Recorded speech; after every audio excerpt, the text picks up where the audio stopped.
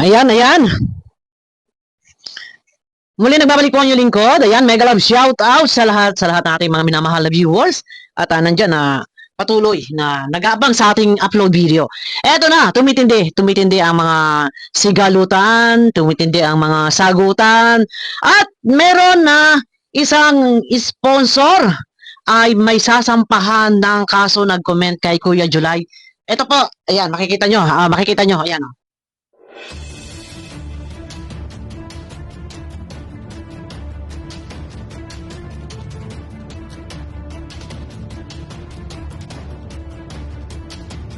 So ayan, nakita nyo, sabi, Sir July, magsampa ako ng kaso. Sa traidor na yan, wala akong sinasabi na ganyan. Bakit ko gagawin sa Kalingap? So, ito ay comment ni AR 2021. So, alam na ninyo. Yung iba baka hindi kilala, ito po ay yung isang sponsor na madalas mahilig magpalipad kay Beyonce. Sasampahan ng kaso, sino? Sino ang kanyang tinutukoy? O, nag-comment po yan live kanina kay Kuya July. Sino ang kanyang tinutukoy na sasampahan niya ng kaso? Pero ang topic ni Kuya July kanina ay pinaparinig ang alin? Ang video clip ni Dr. Love. So ngayon, ipaparinig din natin. Bakit ba? Bakit ba nakapag-comment ang sponsor na sasampahan niya ng kaso ang taong yan? So, ito po yung piniplay ni Kuya July. So, ipiplay na rin po natin. Bakit ba? Ano ba ang ginawa ng isang iking? At bakit merong sponsor na nagsalita at sasampahan daw ng kaso? Dahil, sabi, mayroon dito na binabanggit si iking na parang inutos at nabanggit ang pangalang AR. Ayan, sige, magkasuhan. Magkasuhan ho kayo. Nasa inyo ho yan, karapatan nyo ho yan. Kung alam niyo kayo ay nadidihado at sinisira ang inyong pangalan, ang inyong reputasyon, karapatan nyo ho yan. Okay, ipaparinig po natin ang video clip ni King. At dito po meron sinasabi siya na hindi niya pwedeng sundin ang kagustuhan o utos ba? O, ganon. At may binanggit siyang AR. Eto na. O, strike man tayo, makakapila tayo dahil hindi po tayo abuso o hindi re-upload ang paggamit ng video. Isa lang masasabi ko talaga doon sa... Isa lang ang masasabi ko talaga doon sa ano? Isa lang ang masasabi ko talaga doon sa Kay Tita Iarda. Sorry, hindi ko talaga magagawa yung gusto niyo. Isa lang ang masasabi ko doon sa kay Tita AR. Sorry, hindi ko po talaga magagawa ang gusto mo o gusto nyo. Kay Tita Iarda. Sorry, hindi ko talaga magagawa yung gusto niyo. Isa lang ang masasabi ko kay Tita AR. Sorry, hindi ko talaga magagawa ang gusto nyo. Ano yung gusto ni Tita AR? Ang gusto ba niya ni Tita AR ay eto na nandito na banatan o ano pa man, ganon ba? Eto, dito na po natin panoorin. Hindi raw niya magagawa ang gusto ni Tita AR. Ang tanong muna, si Tita AR ba ay nag-uutos sa iyo? At nasabi mo ang mga bagay na ito, pag-a-analyze lang po natin. Hindi raw niya magagawa ang gusto ni Tita AR. So, si Tita AR ba ay nag-uutos sa iyo? Okay, pakinggan mo na ha. Sorry, hindi ko talaga magagawa yung gusto niyo. Maaaring humanga kayo doon sa kabila dahil... Maaaring humanga kayo doon sa kabila. Bumabanat siya. Dahil bumabanat siya. So, ibig sabihin, si Tita AR, ang gusto niya ay banatan mo ang Kalingap. So, hindi mo magagawa iyon. Kaya nga ang tanong ko, nag-uutos ba si Tita AR sa iyo na banatan mo? So, ang pinag-uusapan dito ay banatan. Or banatan ang Kalingap. So, yan po ang pinag-uusapan dito, ang tinutukoy dito ni King. Na maaaring humahanga kayo doon sa kabila dahil binabanatan. Mas matindi ang mga banat niya. Mas matindi ang mga banat niya. Ito si Kapeso, no? Ano kasi, mahirap yung ano eh. Wala tayong ebidensya kasi, Tita yan, kaya sorry. Ebidensya kasi, Tita yan, kaya sorry. Mahirap daw kasi bumanat nang walang ebidensya, kaya Tita AR ay sorry. So, maaaring humahanga si Tita AR doon sa kabila kay Kapeso dahil matindi ang bumanat. Kaya hindi niya magagawa ni Iking dahil walang ebidensya. So, ibig sabihin, gusto ba ni Tita AR na banatan mo ang Kalingap? So, ang tanong ko nga, nag-uutos ba si Tita AR sa iyo? At bakit mo nabanggit ang mga bagay na to na sorry Tita AR? Hindi ko kayang bumanat dahil wala akong Ebidensya. Kuno, hindi raw pwede, ang chat lang. Kuno, hindi raw pwede, ang live lang, nandito. Kaya nga ang tanong ko, si Tita AR ba ay nag-uuto sa iyo na banatan mo ang kalingap? So, ibig sabihin, nagsasorry ka, hindi mo kaya na bumanat dahil wala kang ebidensya. So, dito lumalabas, para binobulgar mo na ang nasa likod ng kung ano pa man. Likod na sa mga ka-isyuhan. Ang tanong ko nga, nag-uutos ba sa iyo? Yun na nga, sorry na nga daw, Tita AR. Kasi hindi raw niya kayang bumanat. Hindi raw niya masusunod ang gusto niyo. Dahil wala raw siyang ebidensya. So, laglaga na ito. Kung ganon. Kaya nga, meron comment si Tita AR doon sa live ni Kuya July at sinasabi nakakasuhan niya ang taong iyan dahil wala naman siyang sinabi na ganon ang gawin sa kalingap. Ilaglaga na. Kung ganito. Dito pa lang sa pahayag ni Iking. Hindi ko magawa yung gusto niyo talaga. Hindi ko magawa yung gusto niyo talaga. So, ibig sabihin gusto ni Tita AR na bumanat si Iking. Saan? Dito sa kalingap. Kaya ngayon, yung kabila matindi ang bumanat. Matindi bumanat sa kalingap. Ganon. Hindi mo magagawa. Kaya sorry, nilalaglag mo dito. Kung ganon. Si AR. Kung ganon. Sorry. Hindi ko, Sorry daw. kaya sorry. Hindi ko magawa yung gusto niyo talaga. Kaya sorry, hindi ko magawa ang gusto nyo talaga. So gusto pala ni Tita AR. Ang pinag-uusapan kasi dito guys, banatan. Gusto ni Tita AR na banatan, ganun ba? Kaya sorry, hindi niya magawa. Pero ngayon parang hugas kamay ka na yata, mabait ka na, Iking. Samantalang ikaw, huwag mo sasabihin malinis ka. Ikaw na mismo. Nagsasabi na yung patungkol doon sa mga sobre pera-pera, pati yung mga kung ano-ano pa. Ang dami mo mga, mga parinig, basaring. Nagbait-baitan ka na ngayon. Wala na, merkado ka na. Lumiliit na ang mundo mo. Ngayon nilalaglag mo, sponsor. Kaya ang sabi ni AR ay kakasuhan dahil wala siya sinabi na ganyan ang gagawin sa kalingap. Alam niyo, sa totoo lang, ito muna, wait lang, Pasensya talaga. Pasensya na raw. Dahil hindi magagawa ang gusto ninyo, Tita AR, Kahit na anong gawin, kahit na saan daanin, hindi ko pwedeng Diba? Manatan yung mga Hindi raw niya pwedeng banatan, hugas kamay, naglilinis-linisan, nagbabait-baitan. Eto siya, noon pa talaga. Wala kayong maaasahan dito. Magaling lang ito kapag may palipad. Ito yan Diba? Ngayon laglagan na, nilalaglag mo na ang sponsor. Tuloy. taong wala naman akong resibo talaga. Alam niyo, sa totoo lang, wala na. Hugas kamay na si Iking. At ilalaglag na niya ang mga tao na alam niyang bumabaliktad sa kanya kumampi kay Kapeso. Ano ba ang pag-aasahan ninyo dito? Sa formula talagang magaling itong magdrama. Gumawa ng kwento ng kasinungalingan. Maniniwala ba kayo na totoo na nag-uuto sa AR? Itong AR, yung Tita AR, kalaban na nila yata, nandun na yata kay Kapeso. Nagpapalipad. Ngayon, kalaban na ni Iking. Ilan, Iking, ang ginawan mo ng kwento? Nag-umpisa kila Kapodi, ginawan mo ng kwento. Ano ang sabi mo? Ang sabi mo, binubugaw ng mga titas si Viansay. Yung ginawa mo na kwento sa akin na pinaratangan mo ako na ako ang nag-hack ng iyong account. Ako ang nag-hack ng iyong YouTube channel at mga account nila na Maria, ni Nanay Marisa, kung sino pa man. Ang dami mo. Paratang gawa-gawang kwentong walang katotohanan. Sino pang maniniwala sa'yo? Totoo ba na nag-utos si Tita AR na banatan mo ang kalingap?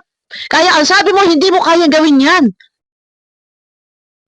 Nagpasaring-pasaring ka na nga sa kalingap. Ngayon, hugas kamay ka. Sino ang maniniwala pa dito kay Iking? sa kanyang kadramahan. Ako pinagbintangan niya na boster. Ako daw nagbo-boss ng mga views. Lahat binintang mo sa akin. Kung ano-ano pa, pati mga pribado kong mga, kung ano meron ako daw, ang bahay ko raw, housing loan. Ako daw, merong car loan. Lahat na. Magaling kang gumawa ng istorya. Ikaw yung great pretender. Great pretender ka. Humahusay, napakagaling mo. Magpanggap. Na napakabait mo. Iiyak-iyak ka. Tapos ngayon, Pangalawa, wala raw siyang resibo. Una, pangalawa, sila, kahit paano, nakatulong din talaga naman sila sa akin. kahit pa paano nakatulong din naman sila sa akin. Nakatulong daw ang kalingap sa kanya. Ngayon hugas kami ka samantalang ikaw ang promotor ng kaguluhang ito. Ha? Natatandaan mo? Month of May, month of April pa lang, nagkakakanta ka? Wala nang maniniwala sa'yo. Dahil ako nandito, patuloy ako nakukontra sa lahat ng mga sinasabi mo. Sa lahat ng mga ginawa mo sa akin. Ha? Lahat ng ginawa kong video sa'yo, hindi pa sapat.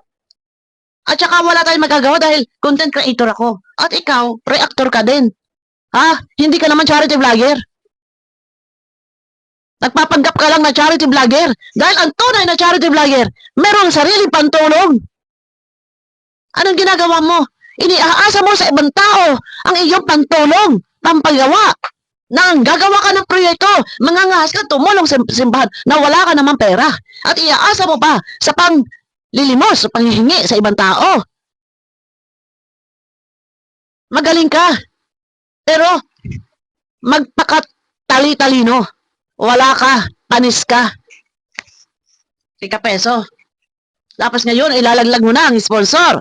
Ay, ikaw na may ubod ka rin naman na sinungaling, pare-pareho naman kayo. O yung mga sponsor naman, sorry po ha, kila Tita AR. Sorry po. Ako po ay hindi nang uusig ng babatikos or naninira sa mga sponsor. Ako man ay nagbibigay ng aking suggestion. Dapat po, kilalanin ninyo yung mga tao na tinutulungan din ninyo. Inyong pera yan, wala kaming karapatan mangialam, manghimasok at magdikta. Pero dapat, yun yung pagpapalipad-palipad ninyo. Palipad kay Kapeso. Deserve ba paliparan yan? Ang daming channel niyan. 3. May negosyo yan, negosyante yan. Oh, di ba? Dapat kayo, tapos bandang huli, eto na, ngayon away-away kayo. Ay, yan ang napala ninyo, bandang huli. Ayan, sige. Puro sama pa ng loob ang inyong aabutin, bandang huli. Sige po, ipagpatuloy ninyo ang inyong pagpapalipad sa bagay. Kaya nyo naman magpalipad, pero bandang huli, yan, laglagan, oh. Kaya pasensya, mahirap kasi tita na banatan ko sila tapos at the end of the day, patong-patong ang kaso ko. Mahirap daw tita na banatan sila and the end of the day, patong-patong ang kaso. So, sa madaling salita talaga, nag-uutos. Ha? Dahil humihingi ka na sorry, hindi mo magawa ang kanilang gusto. Diba? Wala na, laglagan na to. O yun, alam nyo, sabi nga ni Kapeso, trust no one. Iya si Kapeso. Akala ni Iking, nakuha mo ang simpatka ni Kapeso. Otot mo. Si Kapeso, ayan, Tita AR, ito ha. Nakasupport yata si Tita AR kay Kapeso. Tandaan, hindi si Kapeso pumasok o pumunta sa Batalero para magtanggol. Ha? Katunayan, iyan po ay may sariling laban. May sariling galit yan sa kalingap. At tandaan, iyan po ay content creator sumausaw sa issue ni Beyonce for the sake of views, revenue. Iyan ang totoo. Bakit? Nag-vlog pa siya. Kung hindi rin lang naman siya, makakagana siya at kikita. Diba? Yung mga sponsor, hala, palipad, tuwan-tuwa. Go, fight. Pero ang katotohanan, ginagamit lang niya ang pamilya Batalero sa sarili niyang laban. Iyan po ang totoo. May sarili siyang laban sa kalingap. Wala pa kayo, baka hindi pa kayo dumarating sa kalingap. Year 2022, 2023 ba yun? Yan po ay nagbasag ng silver play button. At sobra ho ang iniyakan niyan. Oh, hanggang sa nanahimik na. Katunayan, yung kita nyo, hindi nyo ba napapansin? Ang punteriya niya is kalingap. Kalingap Rob, Kuya Bal, na kahit marami reaktor ang nag-reaction sa kanya, ignore. Ang pagteriya niya talaga is Kalingap kasi nga po, meron siya personal na laban niya sa Kalingap. Ngayon, nagka-issue kay Beyonce, sumausaw. Tuwan-tuwa naman po kayo, lahat, mga sponsor. Pati ang ibang viewers, wala palipad-palipad, padala ng pera, support sa kaso. O ano po nangyari? Ano ang ginawa ni Kapeso? Divert issue. Nawala ang issue sa kanya, hindi na siya na-topic, na-thumbnail. Ano ang pumalit? Yung kanya pasabog. Na wag na rerekta ang mga nag-sponsor, ang mga sponsor, bawal ang mga, ano ang tawag ito, na kailangan daw remekta na ang mga sponsor, wag daw dadaan sa mga middleman, middlewoman, bawal ang mga grupo-grupo, bawal ang mga bossing, walang hahawak. Di ba? Kaya yan yung sinusuportahan ninyo. Siya ay naglabas ng pahayag na pagmumulan or pinagmula ng mga ka-issuean nyo. Di yan. Di ba? Ngayon, marami nang nadismaya. May mga sponsor na rin nadismaya kay Beyonce dahil sa palabas ni Kapeso. Diba? At dahil din sa ipinagtanggol na ni Beyonce, ay wala tayong magagawa, niyakap nila. Akala nila, jackpot, nakakuha ng kakampi. Pero hindi mo alam, Iking, alam mo yan. Nakalaban niya ng Kalingap. Tulig ka. Isa ka rin kalaban ni Kapeso. O, diba? Kasuman ang matching na paglalalangan din. Ano ang sika ni Kapeso? Nako, wala kayong alam. Pag nakausap niyo lang ang pamilya, tiyak marami kayong malalaman. So, nakausap niya ang pamilya, marami siyang nalaman. Bakit saan niya hinugot yung sinabi niya? Dahil ba sa nagkwento? Ang pamilya sa kanya. Kaya ayaw tututanggol ngayon si Beyonce. O, ano nangyari ngayon? Pati ikaw, nga ito na, populutin ka na sa kangkungan. Buti nga sa iyo. Deserve mo naman yan. Bakit? Ginawa mo nga sa Kalingap. Na ilayo ang dalaga, kayo ang nagsama-sama. Di ba? Bumuo kayo ng grupo, Team Guwapa, kayo mga magkakasama. Ang sasaya ninyo, piling nyo heaven. O ano na nangyari ngayon? Kung ano ang ginawa mo sa kapwa mo, ganyan din ang gagawin sa iyo ng kapwa mo. Oh, ginawa mo sa Kalingap, inilayo si Beyonce. Oh, hindi ko sinabing inilayo kusa ni Eking. Ginosiri naman niya ni Beyonce. Ang akin lang, sila ang magkakasama sa paglayo sa Kalingap, magkakaaliado. Bandang huli, akala mo nakajakpat ka, nakakuha ka ng isang magaling na reaktor, nagpalaban at magaling mambati ko sa mga using na ito si Kapeso. Ang hindi mo alam, mortal mo rin niyang kalaban. Buti nga sa'yo, Iking. O, di ba? O. Akala mo, jackpot ka na. Doon ka pa, tumakbo kay Salcedo. Doon ka pa, takbo kay Kapeso. Otot mo. Buti nga sa'yo. O. Yung si Beyonce na nasa Kalingap, nagsama-sama kayo, nagkaisang tinig kayo, nagkaisang damdamin kayo. Ha? Kasabwat na ninyo, kasama na ninyo na nagtatanggol sa inyo ang mga anti-Kalingap. Yun ang akala mo lang solid sa inyo. Hindi mo alam na content creator si Kapeso. Naka-on ang dollar sa inya, marami ang palipad. Kusuman ang matching na paglalalangan din. Akala mo ikaw na ang pinakamagaling. O, bote nga sa'yo. O, Iking. O, di ba? Ayan na pala. O, ano, babalik ka sa Kalingap. Babalik ka. O, sige, nakay Kuya Bal pa rin ang desisyon. Sa ayaw sa gusto namin, wala kaming magagawa. Pero kung bumalik ka, wala kaming pakialam. Kung tanggapin ka ni Kuya Bal, wala kaming pakialam.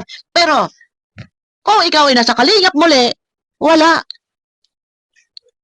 Re-reactionan pa din kita. Team Guwapa ka, di ba? Ay, guwapa nga eh.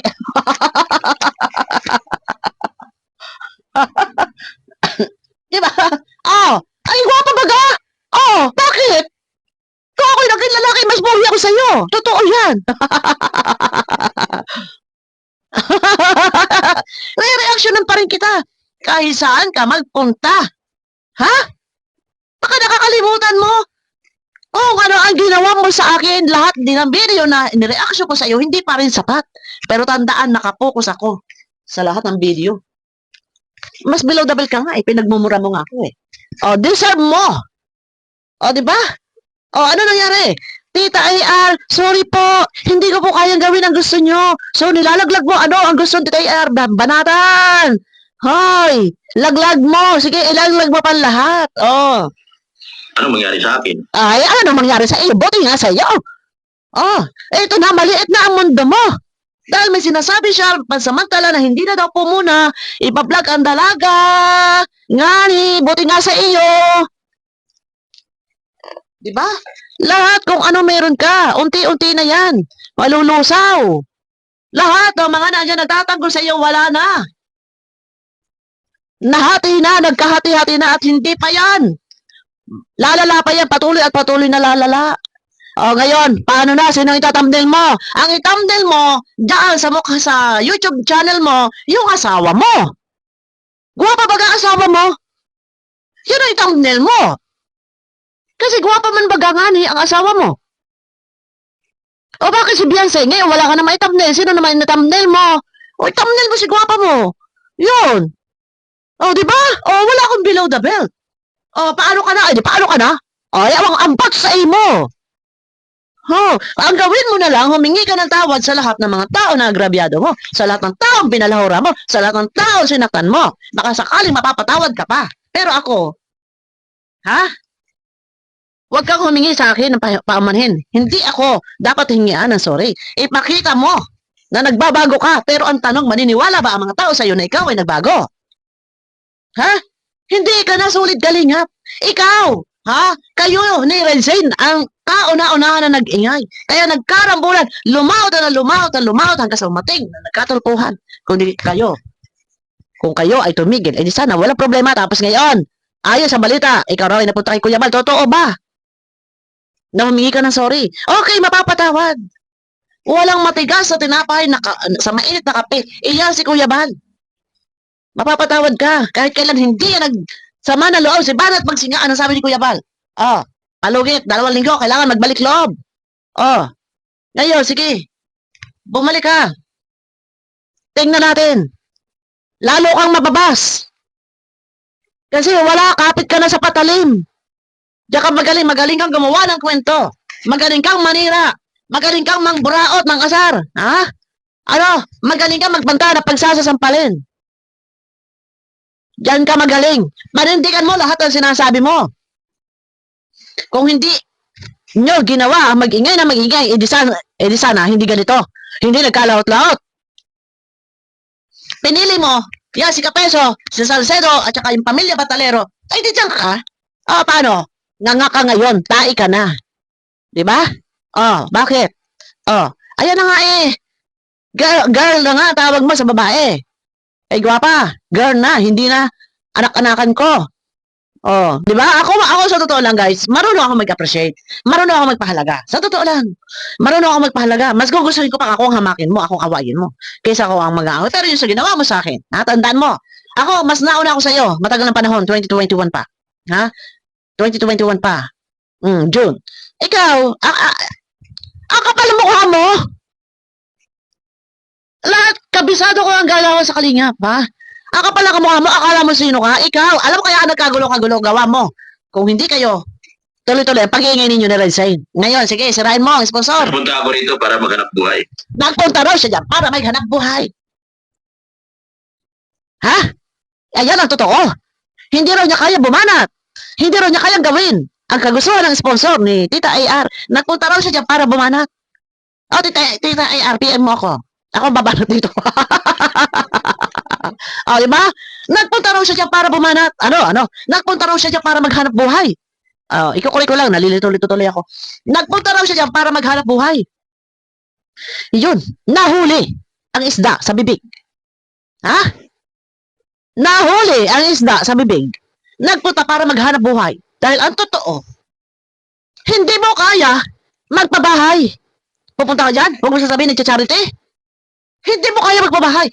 Nag-scout ka, kumuha ka ng matutulungan, in-repair mo kay Kalingap Rab. Dahil hindi mo kaya. Ngayon, nakangahas ka, magpa-project, hindi mo rin kaya. Ipinananawagan, Ipinaghihingi na tulong. Husto. Panawagan. Pati pang pintura ng simbahan. Nasaan yung kinikita mo?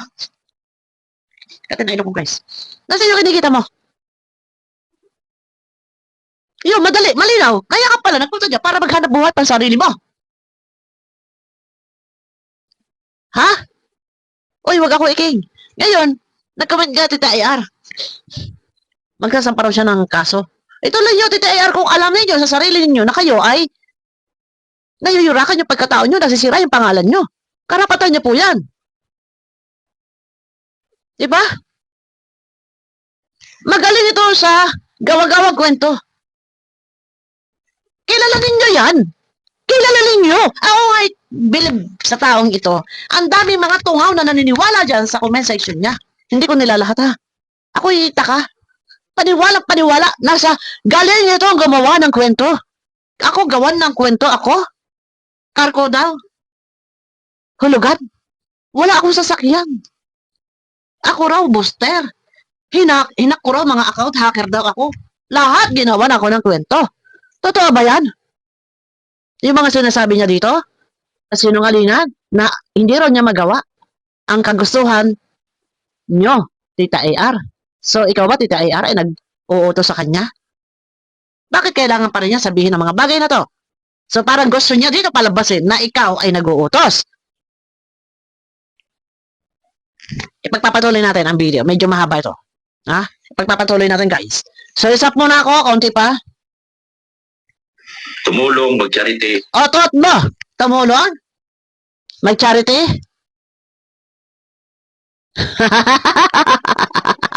Nagpunta raw siya para maghanap buhay. Tapos sinundan niya. Tumulong, mag-charity. O, tuot mo. Huwag ako. Nag-scout ka. Pero ipinasa mo sa iba dahil hindi mo kayang tulungan. Bye-bye, guys. Abangan niyo ko sa aking next video po.